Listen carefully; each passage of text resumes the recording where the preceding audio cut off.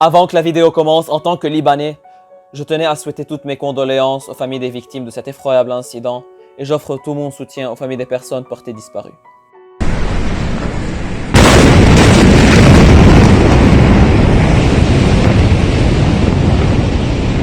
Tout commença aux alentours de 17h58.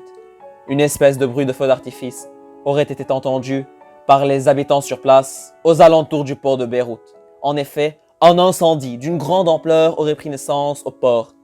Quelques minutes plus tard, une première très puissante explosion fit trembler la capitale. Paniqués, les habitants de Beyrouth accoururent vers leurs balcons et leurs fenêtres pour voir ce qui s'était réellement passé. Et là, 7 secondes plus tard, c'était le drame total. Une deuxième explosion d'ampleur monumentale ravagea la capitale et essuya tout sur son passage. L'onde de choc était si puissante qu'un tremblement de terre secoua le pays dans son entièreté et fut même détecté aux alentours de Chypre, où des fenêtres ont été même brisées.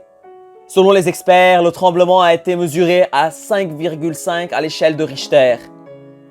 Résultat, plus de 4000 blessés et près de 100 morts jusqu'à maintenant recensés, sans oublier les milliers de disparus.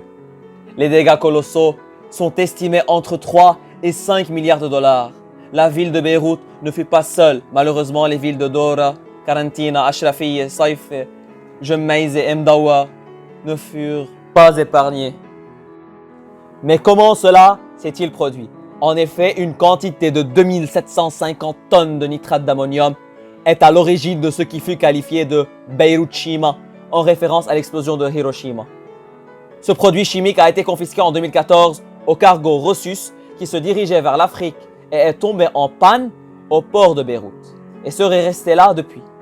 Selon le directeur des douanes, Badr Daher, un entrepôt de feux d'artifice se situant juste à côté de l'entrepôt de nitrate d'ammonium aurait explosé. Ce dernier ajoute que l'entièreté de la responsabilité du drame reviendrait à la direction du port.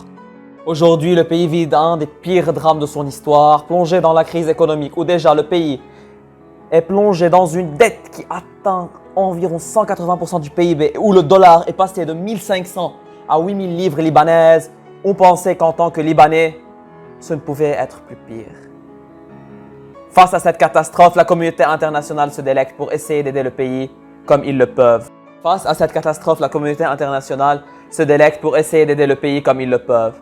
Demain, une visite du président Macron devrait avoir lieu afin d'aider le pays financièrement et médicalement. D'ailleurs, des aides de Charles de Gaulle vers Beyrouth ne devraient pas tarder. Notons aussi que la Russie, le Koweït et le Qatar ont envoyé plusieurs avions d'aide vers le pays.